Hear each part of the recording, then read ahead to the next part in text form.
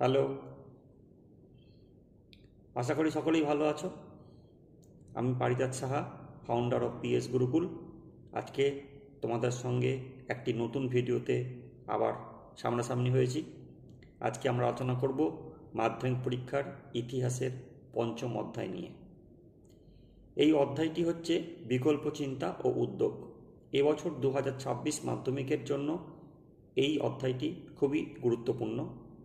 এই অধ্যায় থেকে আমরা অনেকগুলি পার্টে টোটাল বিষয়টি আলোচনা করব। সেখানে আমাদের 1 নম্বর, 2 নম্বর, 4 নম্বর এবং 8 নম্বরের প্রশ্ন থাকবে। আলোচনায় যাওয়ার পূর্বে বলে রাখি, যারা প্রথমবার এই চ্যানেলটি ভিজিট করছো তারা অবশ্যই চ্যানেলটিকে সাবস্ক্রাইব করে দিও এবং পাশে থাকা বেল আইকন প্রেস করে দিও, যাতে আমার পরবর্তী ভিডিও আপলোড করলে তার নোটিফিকেশান সবার প্রথম তোমরা পাও। আর এর পাশাপাশি ভিডিওর লিঙ্কটিকে তোমার বন্ধুদের সঙ্গে শেয়ার করো, যাতে তারাও এই ভিডিও দেখে উপকৃত হয়। তাহলে চলো আর দেরি না করে শুরু করা যাক আজকের আলোচনা। বিকল্প চিন্তা এবং উদ্যোগ মাধ্যমিক ইতিহাস বিষয়ের পঞ্চম অধ্যায়ের আজকের প্রশ্ন: জগদীশচন্দ্র বসু ও তার প্রতিষ্ঠিত বসু বিজ্ঞান মন্দিরের অবদান। ভূমিকা: 19 শতাব্দীর দ্বিতীয়ার্ধে বাঙালির বিজ্ঞান সাধনা ও বিজ্ঞান গবেষণার সূচনা হয় এবং এক্ষেত্রে উল্লেখযোগ্য গবেষক ছিলেন জগদীশচন্দ্র বসু। কর্মজীবন: প্রেসিডেন্সি কলেজে পদার্থবিদ্যার অধ্যাপক রূপে তার কর্মজীবন শুরু হয়। বিশ্বের বিভিন্ন দেশ ঘুরে বিভিন্ন বিজ্ঞান চর্চার বিষয়ে নানা অভিজ্ঞতা সঞ্চয় করেন। এই অভিজ্ঞতার ভিত্তিতে তিনি ভারতে একটি আধুনিক বিজ্ঞান গবেষণা কেন্দ্র গড়ে তোলার উদ্যোগ নেন। বসু বিজ্ঞান মন্দির প্রতিষ্ঠা: পৈতৃক সম্পত্তি বিক্রির অর্থে 1917 খ্রিস্টাব্দে তিনি বসু বিজ্ঞান মন্দির প্রতিষ্ঠা করেন। গবেষণা: এখানে পদার্থবিজ্ঞান, রসায়নবিদ্যা, উদ্ভিদবিদ্যা, মাইক্রোবায়োলজি, বায়োকেমিস্ট্রি, পরিবেশ বিজ্ঞান প্রভৃতি বিভিন্ন শাখায় গবেষণার ব্যবস্থা করেন। উন্নত গবেষণা: তাঁর গবেষণার 3টি পর্যায় ছিল। প্রথম পর্যায়ে বিদ্যুৎ চুম্বকীয় তরঙ্গ সম্পর্কে গবেষণা করেন ও বেতার যন্ত্র আবিষ্কার করেন। দ্বিতীয় পর্যায়ে জীবনের উৎপত্তি সংক্রান্ত গবেষণা করেন। তৃতীয় পর্যায়ে উদ্ভিদ ও প্রাণী সংক্রান্ত গবেষণা করেন। কেসকোগ্রাফ যন্ত্র আবিষ্কার: বসু বিজ্ঞান মন্দিরে দীর্ঘ গবেষণার পর তিনি কেসকোগ্রাফ যন্ত্র আবিষ্কার করেন, যার সাহায্যে প্রমাণিত হয় প্রাণীদের মতো উদ্ভিদদেরও প্রাণ ও অনুভূতি শক্তি আছে। মাতৃভাষায় বিজ্ঞান চর্চা: তিনি মাতৃভাষায় বিজ্ঞান চর্চার উপর গুরুত্ব দিতেন। বাংলা ভাষায় লেখা অবক্ত তার একটি উল্লেখযোগ্য বিজ্ঞান বিষয়ক গ্রন্থ। আন্তর্জাতিক খ্যাতি: বিজ্ঞান চর্চায় বসু বিজ্ঞান মন্দিরের অবদান আন্তর্জাতিক খ্যাতি পেয়েছে। এখানকার গবেষকরা পরবর্তীকালে বিশ্বের বিভিন্ন স্থানে বিজ্ঞান চর্চায় খ্যাতি অর্জন করেছে।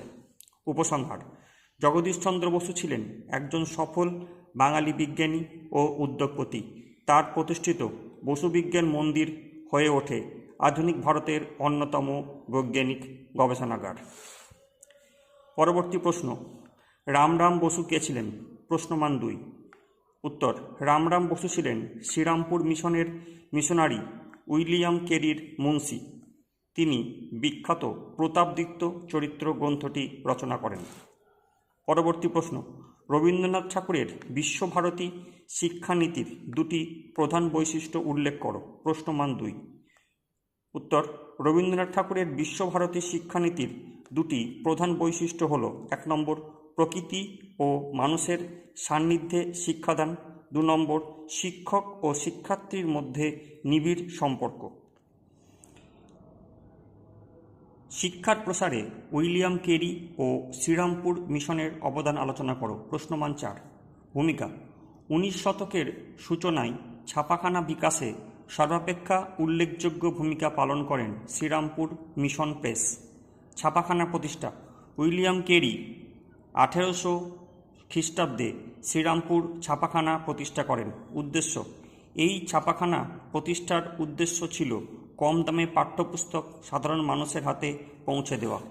বাংলা অনুবাদ: এখান থেকে বাংলা ভাষায় প্রকাশিত অনুবাদ গ্রন্থগুলি হল কেরির নির্দেশনায় বাইবেল, রামায়ণ, মহাভারত সহ বিভিন্ন প্রাচীন ভারতীয় সাহিত্য। পাঠ্যপুস্তক রচনা, এখান থেকে ছাত্রদের জন্য অসংখ্য পাঠ্যপুস্তক ছাপা হতে থাকে। ক্যালকাটা স্কুল বুক সোসাইটি পাঠ্যপুস্তকের হাজার হাজার কপি শ্রীরামপুর ছাপাখানা থেকে ছাপিয়ে শিক্ষার্থীদের হাতে পৌঁছে দেয়। বিদ্যালয় প্রতিষ্ঠা, কেরি সাহেব 1818 খ্রিস্টাব্দে শ্রীরামপুর ও তার নিকটবর্তী অঞ্চলে 103টি প্রাথমিক বিদ্যালয় প্রতিষ্ঠা করেন। কলেজ প্রতিষ্ঠা, কেরি সাহেব ও তার 2 সহযোগী সারা জীবনের সঞ্চিত অর্থে শ্রীরামপুরে একটি ডিগ্রি কলেজ প্রতিষ্ঠা করেন। বাংলা গদ্য সাহিত্য, বাংলা গদ্য সাহিত্যের প্রসারে শ্রীরামপুর ছাপাখানার উল্লেখযোগ্য ভূমিকা নেয়। কেরি সাহেব ও তার সহযোগীদের উদ্যোগে সাধারণ পাঠকের হাতে বাংলা সাহিত্য পৌঁছানোর সুযোগ আসে। প্রগতিশীলতা, কেরি সাহেব ভারতের প্রাচীন পিছিয়ে পড়া শিক্ষারীতির পরিবর্তে আধুনিক সাহিত্য, বিজ্ঞান, গণিত, ইতিহাস, দর্শন প্রভৃতি বিষয়ে শিক্ষাদানের মাধ্যমে শিক্ষার্থীদের মন থেকে গোঁড়ামি ও কুসংস্কার দূর করার চেষ্টা করেন। উপসংহার, ধর্মীয় প্রচারের উদ্দেশ্যে শ্রীরামপুর ছাপাখানা প্রতিষ্ঠিত হলেও উইলিয়াম কেরি ও তার সহযোগীদের উদ্যোগে বাংলায় শিক্ষা প্রসারে শ্রীরামপুর মিশন প্রেসের অবদান কোনোভাবেই অস্বীকার করা যায় না। পরবর্তী প্রশ্ন, সার্ভে অফ ইন্ডিয়া কবে প্রতিষ্ঠিত হয়? ভারতের প্রথম সার্ভেয়ার জেনারেল কে ছিলেন? প্রশ্নমান 2। সার্ভে অফ ইন্ডিয়া প্রতিষ্ঠিত হয় 1867 খ্রিস্টাব্দে। প্রথম সার্ভেয়ার জেনারেল ছিলেন জেমস রেনেল। পরবর্তী প্রশ্ন, এশিয়াটিক সোসাইটি কবে প্রতিষ্ঠিত হয়? প্রশ্নমান 1, 1784 খ্রিস্টাব্দে। পরবর্তী প্রশ্ন, এশিয়াটিক সোসাইটির প্রাণপুরুষ কে ছিলেন? প্রশ্নমান 1, উত্তর স্যার উইলিয়ামস জোন্স।